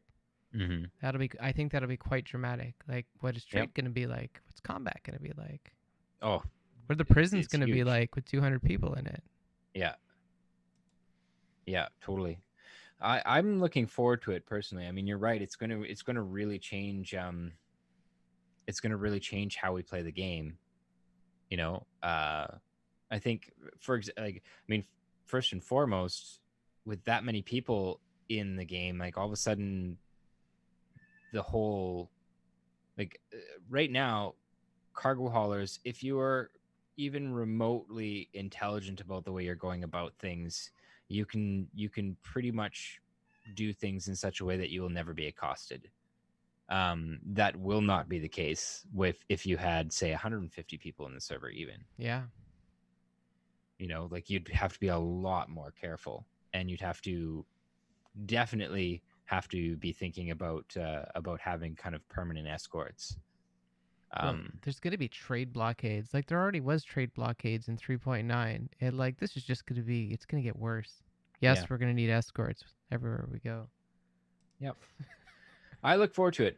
I found a section, just to go back here, that it didn't say it doesn't have the line that that it specifically was working for or looking for, but it reads, although the unfortunate downside of this was degraded server performance and stability that we had to quickly correct, there was a real upside to the unprecedented traffic, as painful and disappointing as the issues were. Only an event of this scale, with the massive load from Invictus launch week, could have exposed these short-term weaknesses. We are developing systems today, such as iCache and physical inventory, that will be able to handle the increased player traffic. However, they aren't deployed yet. Because of what we saw during Invictus, we are bringing some elements of our in-development scalable tech online earlier than we planned to. That right there, that's interesting. This will allow us to deal with the increased load in our growing engagement long-term persistence have brought. Solutions to our most egregious back-end bottlenecks should start rolling out later this year, but there will still be more work to do in the quarters beyond. Yeah. So tier 0 server meshing 3.11. 3.11? Yeah. Yeah, maybe. That's what they did for OCS. They did the same thing for OCS. You could say they're running a yearly cadence maybe with their network team.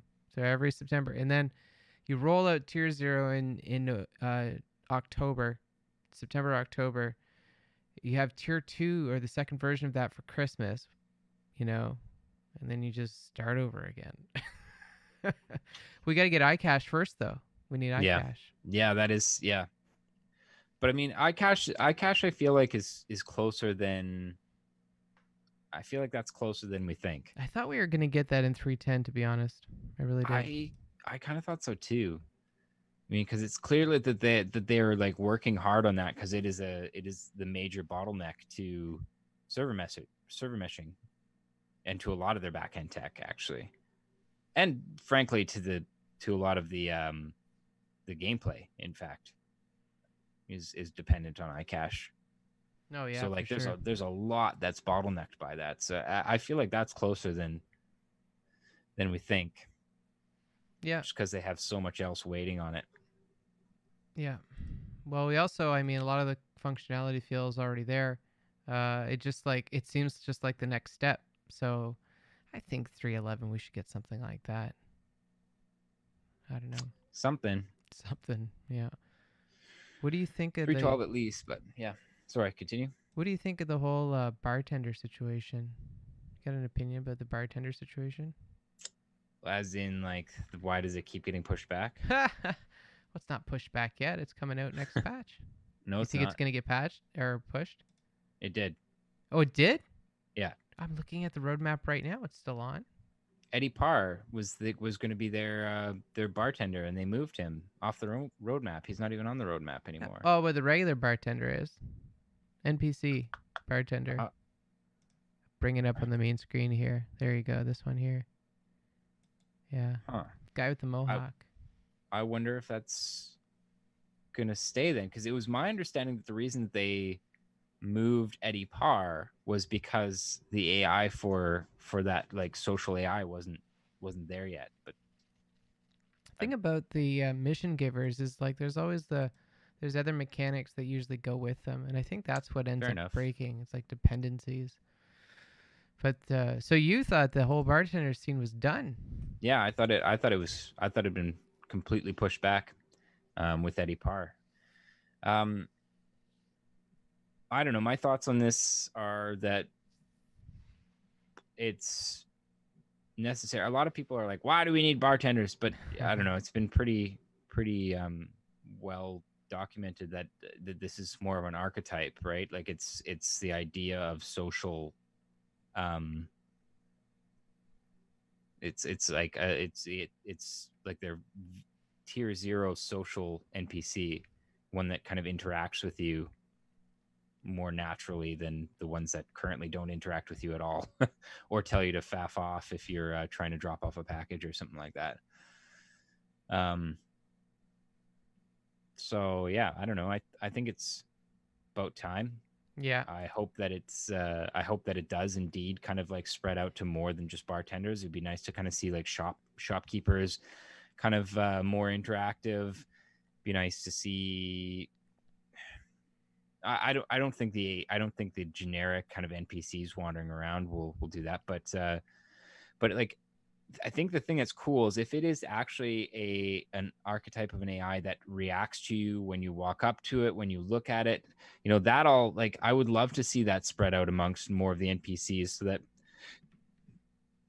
well, hopefully if they're not T-posing anyways, they're Yeah. kind of like walking around and like talking to each other, or like, or just kind of like, talking on their Moby Glass, or like just doing stuff that makes them seem like actual people rather than, you know, basically critters in a human body. So There was a leak that has been going around. I don't know when it was, yesterday maybe. Of the bartender doing their animations and stuff like that, mixing drinks. Mhm. I don't know. I thought it was pretty cool. I know Astropub. He likes to talk about the fact that he's going to be unemployed soon with the new AI bartenders coming out. So yeah, that's what he's actually doing right now, if I'm not mistaken. This yep. is his bartending Friday night role play. Do you ever go to that? I've watched his stream a couple times to me. I We think it's should cool. go next time. We should go. We should go next week. All right, sure. Yeah. I know it's an awful time for me because I do the show, but like I don't know. Sometimes we get done early enough we can go. You just got to do the show in the bar. I'd like to. Yeah. Like actually using the FOIP, right? Yeah. Yeah.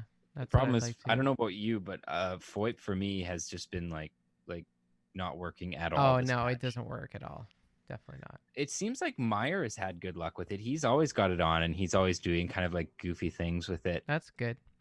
Maybe it's like I anything else in Star Citizen, you have to acquire a skill for it. I don't know. In 3.8, I was using it frequently for head tracking while I was flying, and it actually was working really well. And then it just stopped in 3.9. It just one, it wouldn't it wouldn't calibrate at all. And when it did calibrate on me, it would just constantly lose calibration. So, so it just wasn't reliable at all. It was more of a nuisance than any sort of help. And oftentimes, if it was sort of working, because it was like losing calibration and recalibrating frequently, it would just absolutely tank my frame rate. So yeah, I haven't been able to use it at all in 3.9, and it's unfortunate because I got really accustomed to be able to utilize the head tracking function in 3.8, and I really liked that, and I was really bummed to not be able to use that at all in 3.9. Made me legitimately think that I should just buckle down and get a track IR. Yeah. Interesting. Yeah. Yeah. I don't really care about the FOIP part so much, but man, the head tracking is handy. Yeah, I agree with that. I don't use it very much either. I was really surprised to see that CIG Dev have a head tracker. Actually, it's like, why wouldn't you guys have your own thing? I don't know, because that's just it doesn't work. Yeah, the one that does have it, Revere has the same one. They have like a patent. There's some patent business going on with that, where one company had all the rights to the head tracking software, another one just started, like Hat Track or something like that. Yeah, that's wild, man. I'm so surprised CIG hasn't gotten into that. Maybe they're just going to continue developing that technology. I think they're just going to keep going down with faceware. It makes more sense. You can't expect people to buy anything. Well, exactly, and like people have webcams as a general rule, and if they don't, it's pretty easy to obtain them, as opposed to, I think Track IR is like 180 Canadian or something like that. Like that's a lot to spend on peripheral. I'm not surprised to see the CIG dev have that on his headset though, because even when Track IR was working, when the head tracking was working, the Track IR, from what I understand, is a lot more precise and has a lot less delay. So there is that. But hopefully, as they kind of improve it, those kind of issues are lessened from using the camera. Maybe this is naive, but I still really hope that we do see a dedicated faceware camera from CIG, I which agree. they were supposed to be working with. Because I mean, from what I understand, if you have 60 FPS, it is a lot more closer to the Track IR experience. But like there are a few webcams out there these days that have a 60 FPS mode. I was looking at a thread the other day of the Satec joystick that they were going to have a certain. Oh yeah. Do you remember that? Yeah, I remember. I wanted one really badly. I did too. Everybody did. Like, yeah, let's get one. I still have my Satec joysticks, by the way. So Circuit 2006 for the win. I don't know. I think it'd be fine. I think they do an okay job. I just love to see Nubifier using something like that. A Cytec joystick? Are you kidding me? Yeah. There's no way. There's no way Cytec's going to put out anything that's even close to comparable to Virpil. That's true, hey? Yeah. Well, I mean, they're, done now, but there's no way. Logitech, I guess, would come out with something like that. No, not in my experience. In my experience, my first joysticks that I used were the Logitech 3D Pros, and they lost their what's the word? The rigidity, basically, in the dead zone. They lost it almost like immediately. So basically, it would just sit and like constantly be kind of like giving you, if you had your hand off the stick, it'd be like leaning to one side and giving you a constant like left input or something like that. Yeah, I didn't like the Logitech joysticks very much. Sorry, have you used Virpils before? No. But and to be honest, like I priced them out because I fly with pedals too. Okay. And I ultimately, that's what I wanted, as I wanted just to replace my pedals, because I'm using the Thrustmaster ones and they are steaming garbage. And I really wanted to like replace them with like a set of Virpil pedals or something like that. And then when I started, like, when I noticed how big how much the shipping was, I was like, well, if you're going to do that, you might as well get the sticks as well. And lo and behold, after I priced things out, after like tax and shipping and stuff, it was like $1,700 for a pair of the new alpha sticks and the pedals. And I was like, there's a lot of money to spend on peripherals for one game. That's true. Yeah. So I kind of abandoned the idea of that. Well, I'll say shelved it. I mean, ultimately, I feel like I've proven my, I've proven that I haven't lost interest in this game. I've been playing it pretty regularly since like 2014, 2015. So part of me goes like, yes, it's a lot of money, but like you're playing the game, you know, like you would use them. So I don't know. I'm still kind of hung up about it. And honestly, you know what? The main thing that caused me to hesitate recently, though, is just when I realized how much bigger they are than the T16000s that I have. The Verpils are? Like, oh, they're huge. Yeah. Even on the low profile bases, those sticks are like 17 inches tall. Yeah. You know, and Yeah. like even kind of taking into account the fact that like some of that is that large kind of like upper head part of the joystick. You know, like the grips on there are like a good probably 3 or 4 inches taller than my current sticks are. And I just have my sticks on my desk when I play, and I don't think I'd be able to do that with those Virpils. I think I'd have to get desk mounts, which is even more money. Yeah. I think you definitely have to get desk mounts. But, you know, to be fair, I used to have some ratchet straps that held down my joysticks. So, you know, just overall, I think it's not a terrible idea.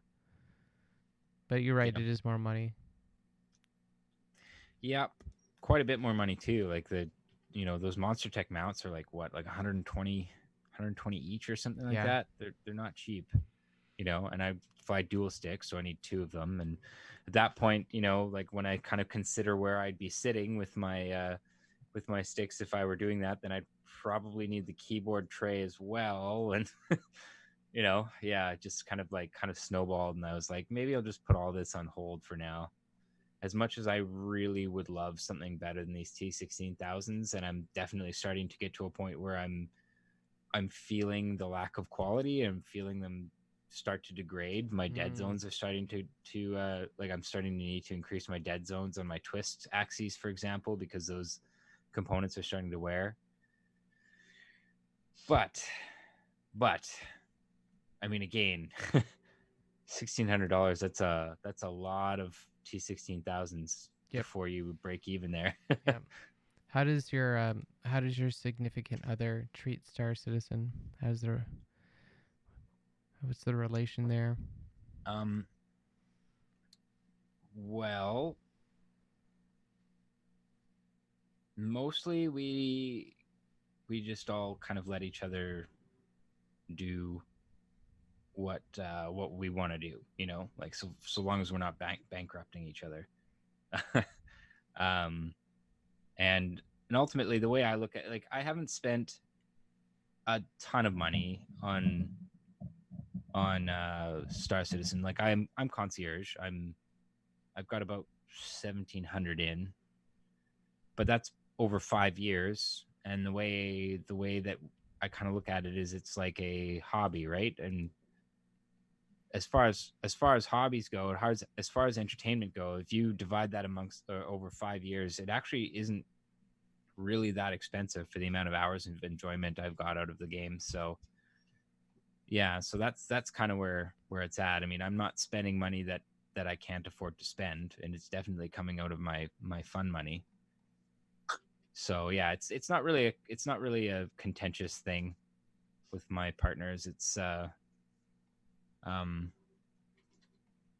you know, it's something that they don't necessarily understand, but you know, like, to put it in perspective, I also like performance cars, and like $1,700, that's maybe two parts, you know, to modify my car. That would be like, you know, an exhaust system, you know. So yeah, I don't know. That's kind of where we all stand on that. Is entertain from an entertainment perspective, if we were going to the movies regularly, Yeah. like we'd quickly spend more money than that, and we'd have a lot less hours of enjoyment. You know, It's funny how like cars we accept cars. We accept the expensive cars.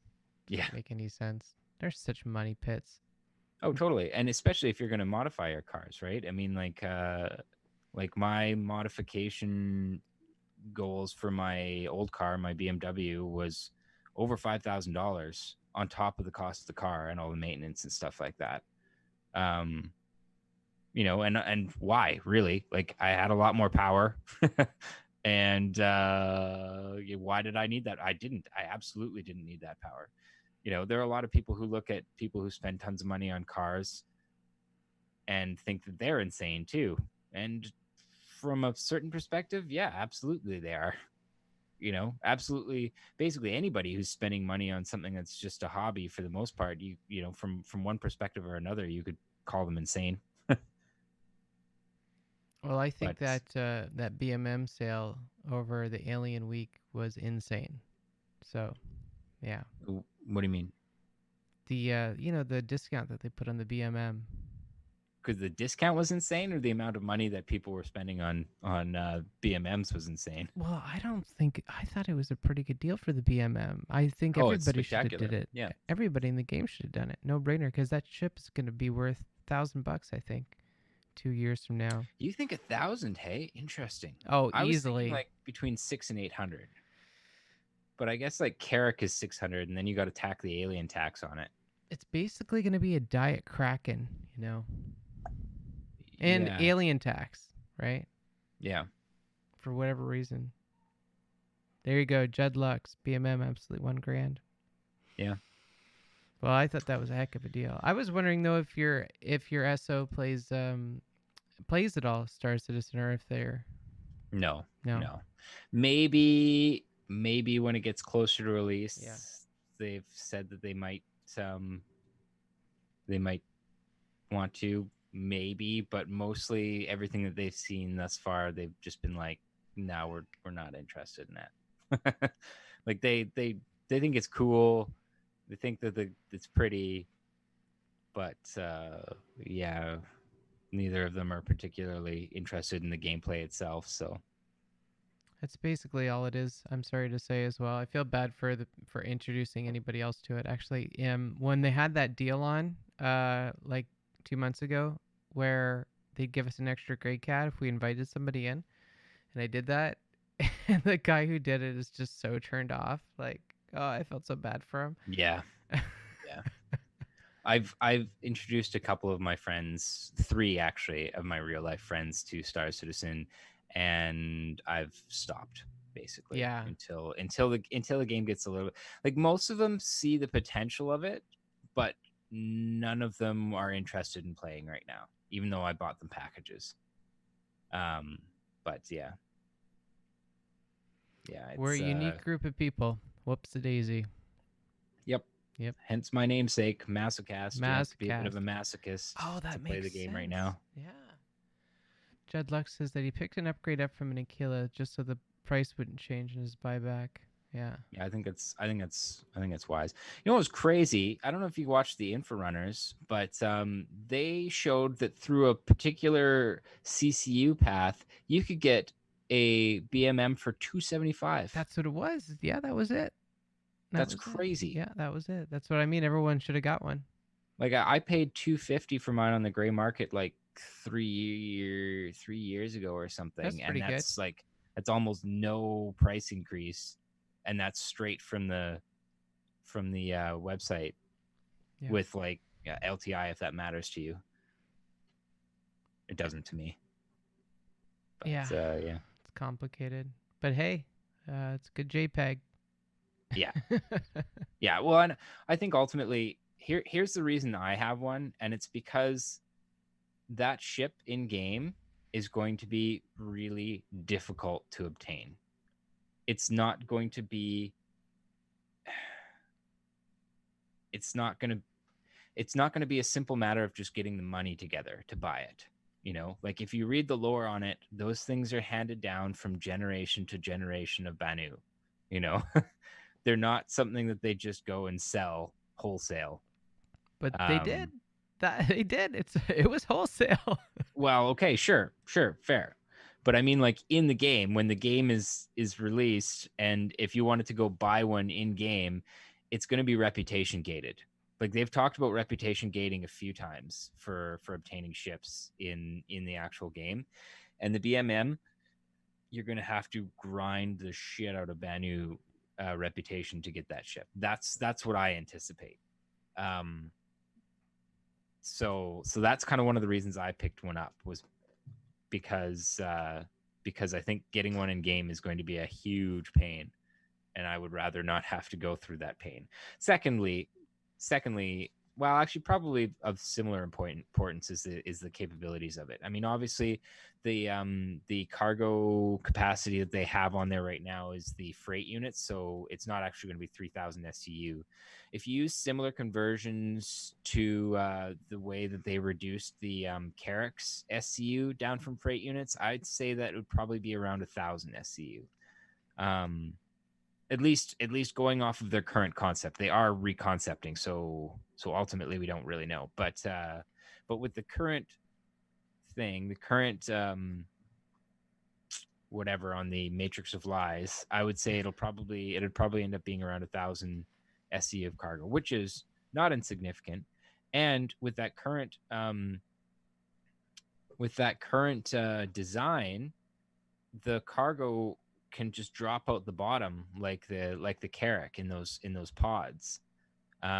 Which in theory, anyways, and I'm totally theory crafting here, by the way. That's what we're This is doing. not, Yep. yeah, which means that your loading and unloading times could be, quick. Um, yeah, and the bazaar thing, okay, sure, that could be useful too. I did kind of think it would be kind of interesting to take a BMM out to like the fringes of space and basically just have it stocked full of replacement ship components, and sell them at a premium to people who would otherwise have to traipse their asses way back to civilization to be able to pick up replacement parts for a ship or something like that. Yeah, I don't know. Anyways, I think, at least from the current designs, it looks like it'd be very practical. It looks like it would be a real pain to get, and yeah. So that's kind of my rationale, and it looks really good right now. But ultimately, I guess we'll see.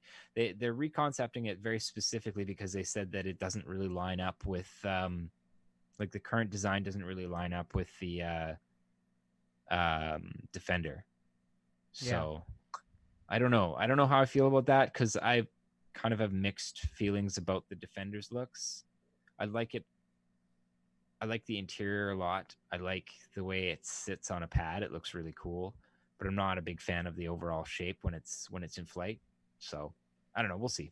We'll see. Yeah, it's the first version of it. I'm sure they're gonna have some changes for it. You know what though? I don't understand is I think everyone's gonna have a BMM after this. You know. We're seeing such a small microcosm of what the community is going to look like, though. Like that's kind of where I'm at with it. It's like, yes, okay, there's a lot of people who have BMMs right now, but I mean, we've seen CIG release statistics about the majority of the people who've backed this game, and the vast majority of the people who've backed this game only have a starter package. Really. Yeah. Hmm. So I think we're seeing like a pretty small microcosm when you're seeing like everybody has a BMM. I think realistically it's probably like, I don't know, a few tens of thousands, I would say, probably most. So And yeah. and what, like, how big do you think, if we're at 2.7 million people potentially in Star Citizen right now, you think it's going to get up to 10, 20 million people? And then if uh, 30,000, 50,000 people have a BMM? I don't know if it'll ever get up to 20 million, because I think, what did WoW cap out at? I think WoW capped out at what, like 12 million Yeah, 12 players or 13, concurrently. I think. Something like that. That's like, I don't even think it'll get up that high, to be honest. Yeah. Like that WoW had a level of adoption that very few MMOs achieved. I mean, you see similar numbers like that, I guess, in free to play games like Fortnite and things like that. But like a game like Star Citizen, I don't think it has the appeal to be able to kind of like accrue numbers that big. I don't know. Hopefully, I'm wrong. I mean, if But they wanted to become like the Oasis, then I that's what it'll have to happen. But you know what is a I think it's a marketing problem. I think it all boils down to marketing, and I think they have enough money to throw out the marketing problems. It's surprising they got yeah, as far as they have, actually. they have what? They have $52 million allocated to marketing. That's not a ton, but as we've seen this year, like I don't know, like the game's starting to sell itself. Like that's Yeah, why we're exactly. seeing these record-breaking funding year over or month over month, right? Especially with Because selling ship skins. Are you kidding me? yeah, yeah, Again, like we still haven't even started the real estate game yet.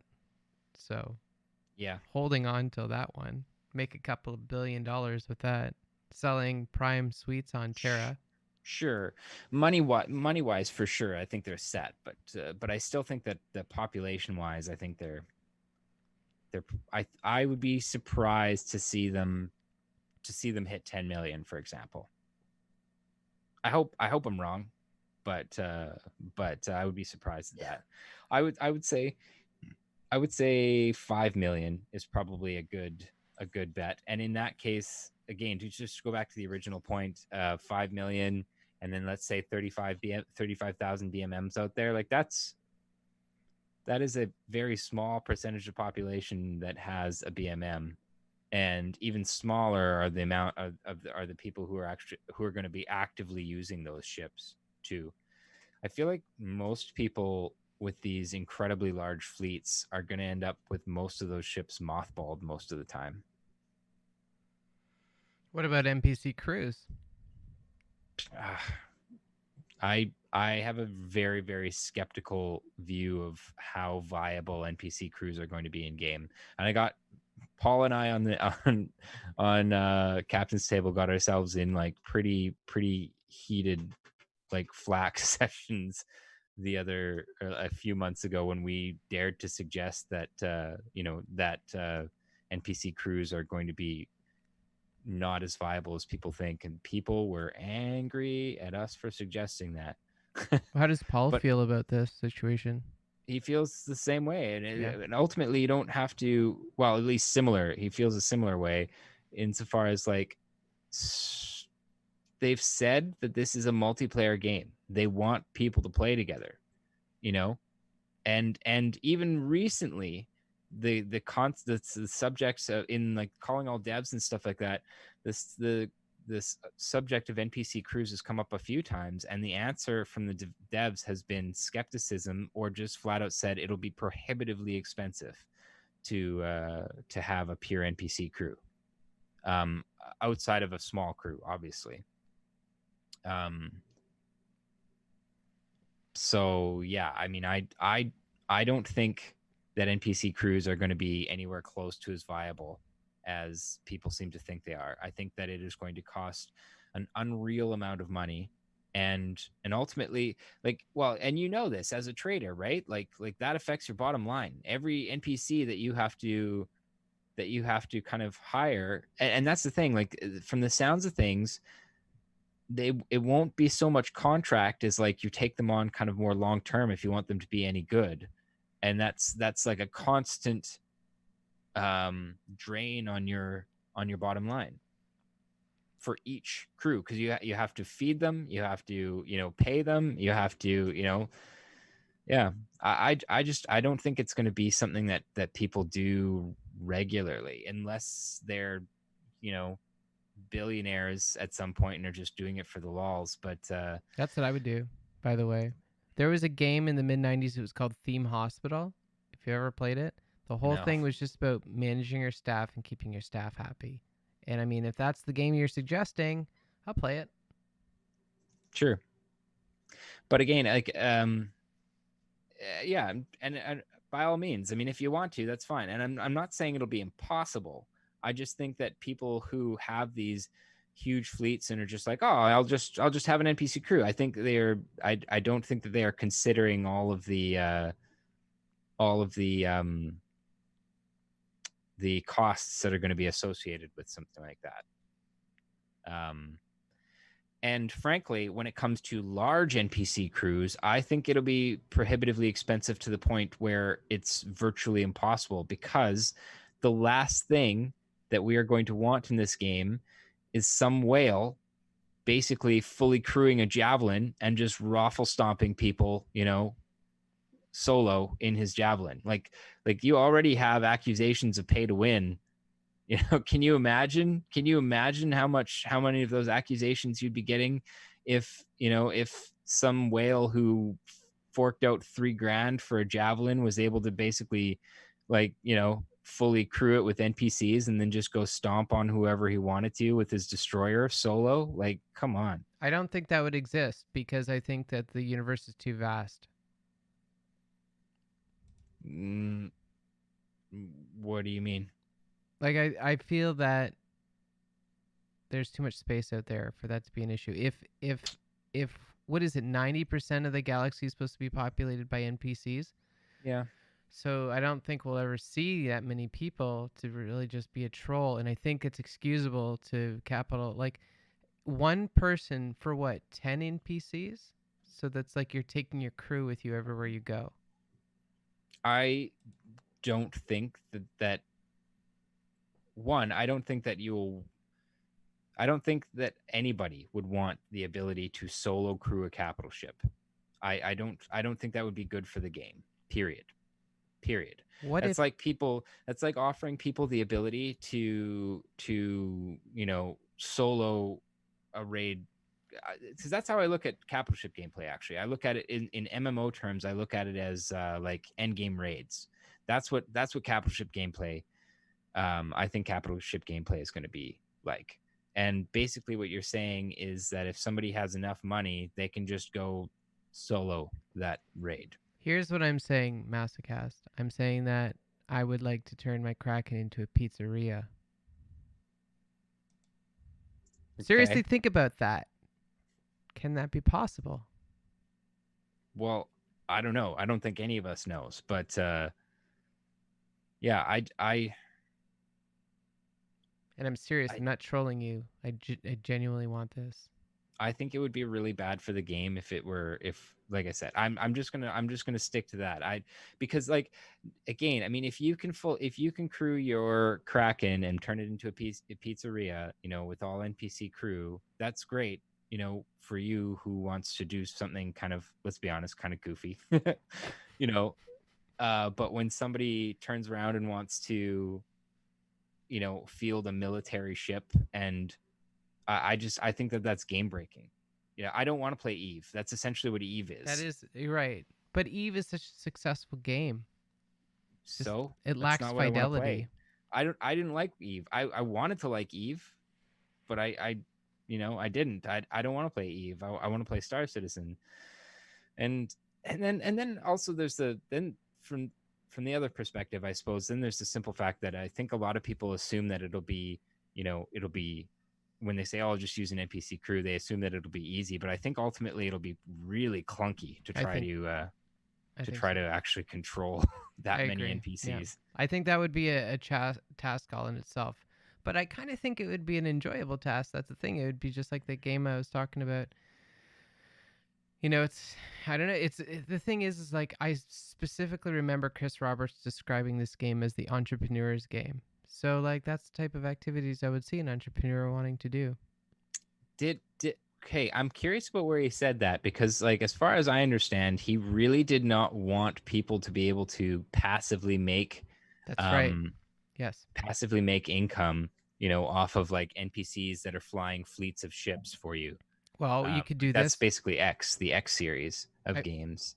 you could do it all through the mission system where, like, let's say I had a mine that produced minerals on Yella, but the Mhm. minerals, I'd have to either pay somebody to refine them, and then I have to pay somebody to transport them, and then I would have to pay somebody to, I don't know, hold them, like logistics, to distribute them. That is really the gameplay of Star Citizen, right? Yes, but I don't know. I don't know where how that's gonna line up with, like I said, the fact that he has very specifically said that he wants everything to be something that you have to like put your hands on to actually to do those things, and not basically be playing like spreadsheet simulator. So I don't know.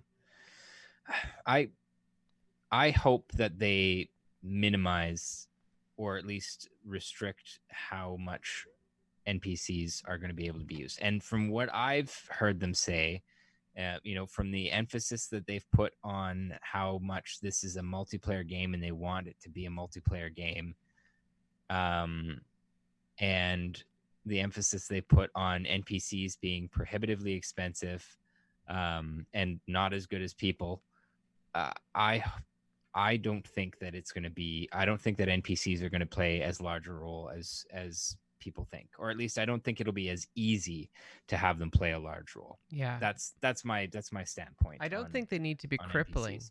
though. Like, I think you could just have NPCs being a couple slots below a human being. That's all. Sure, but even if they are that, then you still have to actively control them, right? And like Yeah. again, I don't have any problem with people like say let's say Carrick, these 5 NPCs, let's say, you know, I don't really have people. I don't really have a problem with that. I still think it's going to be expensive to do that, and I think that it's probably not going to afford people the gameplay that they're really looking for, because I just can't really see how you would be able to control 5 NPCs effectively, or have them so that they're able to effectively utilize a complex ship system like a Carrack, for example. I don't have any problem though with them being used to supplement, and in fact that's where I see NPCs being used primarily.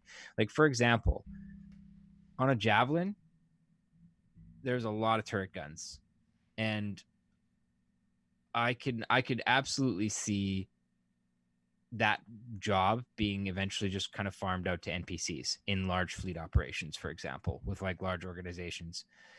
Like you use your human players for the important stuff, like weapons officers who are designating the targets to the NPCs, sensor operators, engineers, all that kind of thing. I could see those, and I could see basically NPCs being supplementing, and I don't think that would break the game. I think that would be fine. But like full NPC crews any larger than 5, I just don't see it personally. I just doesn't seem to be the direction that they're going with the game. So I guess we'll see. But I hope they don't.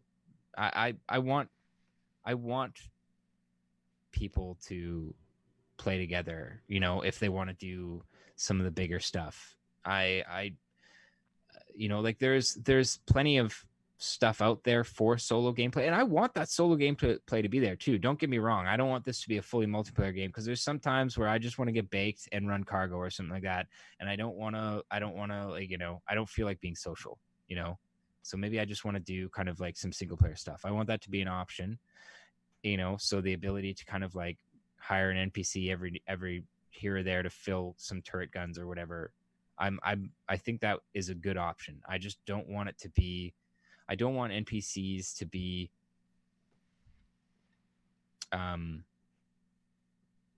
like I don't want it to ever be a place where basically NPC crews are able to like fully replace large human crews, and like and open up gameplay that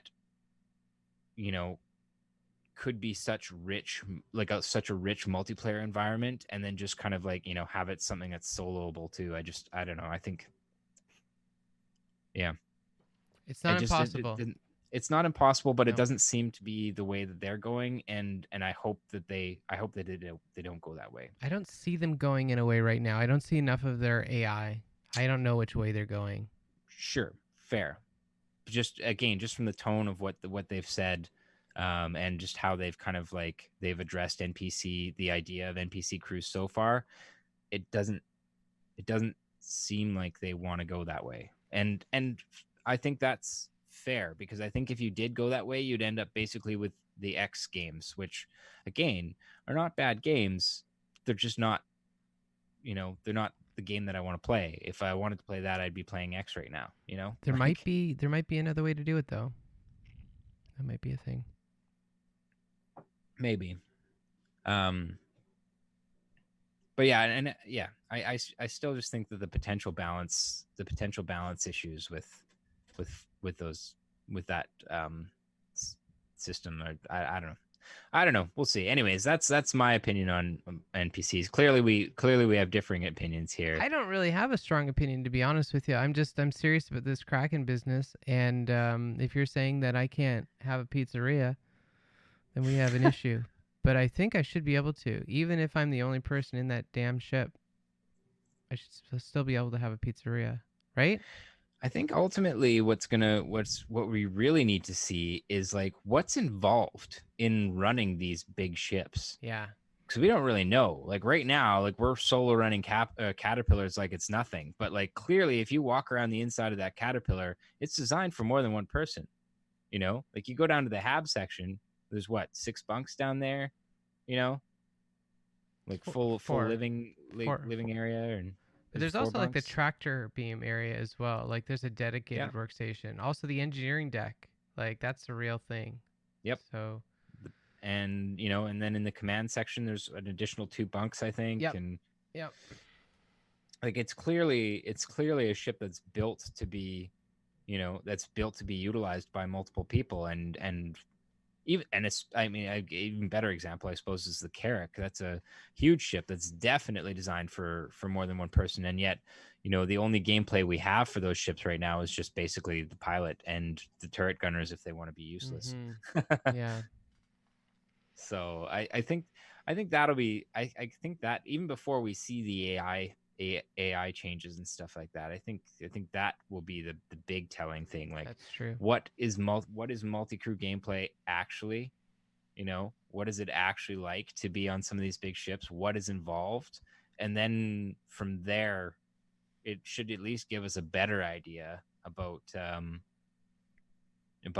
how viable that could potentially be with NPCs, with AI. I think I'm going to make a prediction, and I'm going to say that next year is going to be a focus of getting multi-crew. I hope so. Multi-crew is like, and I say this over and over again. Multi-crew is the thing that really hooked me to this game. Like I grew up playing Wing Commander, Privateer, etc. I love flying fighter craft. That's fun, but the thing that really hooked me was the idea of being able to be like, multiple people effectively utilizing a larger ship that requires those kind of extra hands to utilize well. That's what really hooked me.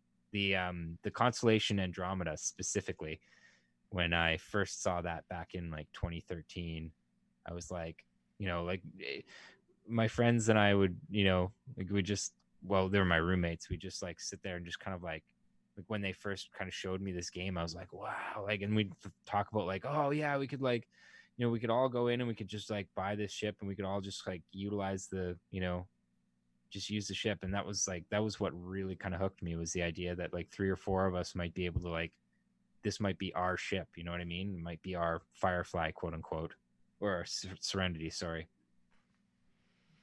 And so it So was. I hope so. I hope that's the case. I hope that they really, really are pushing for multi-crew. I think so. Well, I think that they won't release the address until the multi-crew functionality is out there. I know it's coming with Yeah. Squadron, but I think that's going to be a big part of it.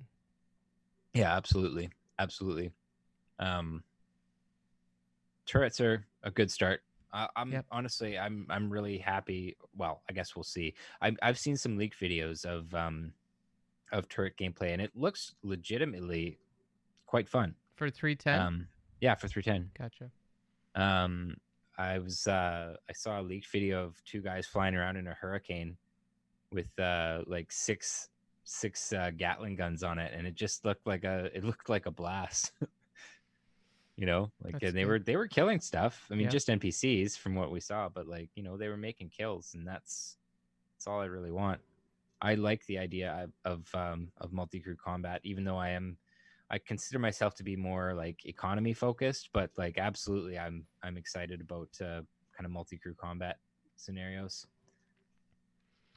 Yeah, me too. It's always a big draw for the community. It's something that people have been looking forward to for a while. So, anyways, we're coming into 2 hours now, so I think we should probably wrap it up there. Just let's just finish off by you talking about what Masokast is going to be for the next time we talk. I don't know. What do you got going on, or what are you going to be doing?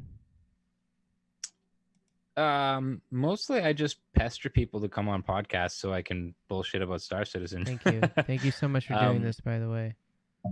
yeah, no worries. Like I said, it's kind of something I really enjoy. I don't really have a lot of like real life kind of contacts that I get to talk about Star Citizen about. So that's why I like kind of podcasts and stuff like this. I like the ability to talk with a bunch of other Star Citizen nerds.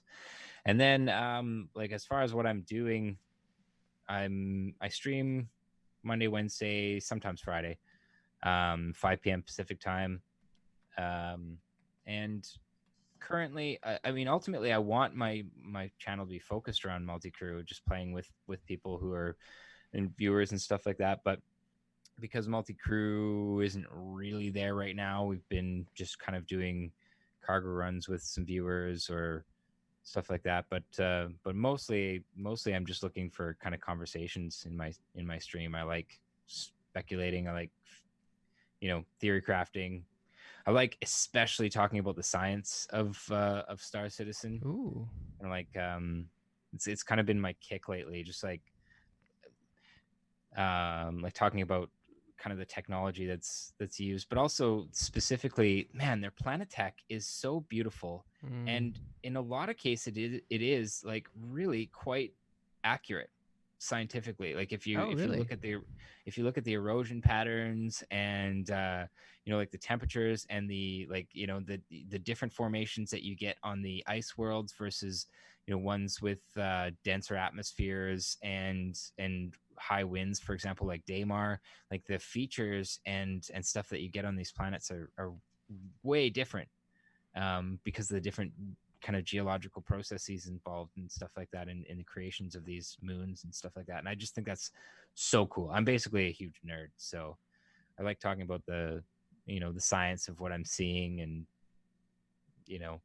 I'm kind of I'm not even amateur level astronomer, but I like to kind of learn and read a bunch about different kind of um, different things about astronomy, like as far as like different types of stars and things like that. It's one of the things I really enjoyed about their recent releases from the Pyro system, like being able to kind of see like, oh, Pyro system's like a variable red dwarf, and that's why it's so radioactive in the system. And like it's such a small star that the planets that orbit it have to orbit very close and are likely tidally locked. And like they released the vegetation, for example. They showed the pictures of the vegetation on some of the worlds, and they were black, which was a great touch because most of the light that a red dwarf star emits is infrared. And if there were any sorts of plant life in a red dwarf system, they likely would be black to I never capitalize realized that on before. absorbing the added infrared energy from the Hmm. star and stuff like that. And while there's a lot of hand wavium with Star Citizen, and a lot of the science doesn't make sense. They like they do have some things that are pretty accurate, and I love kind of picking up on those things and talking about them and stuff like that. So if anybody's watching this and they feel like getting all nerdy, um, yeah, pop by. I enjoy the conversations. Yeah, check out Masokast stream, and I'll be sure to include all that stuff in the YouTube video as well. Cool. Okay, well, thanks again, Masokast, for coming by today. And I don't know if anyone's here, but thanks to anybody who's watching. And this is going to be on YouTube as well. So thanks again, and we'll see you guys next week. Bye.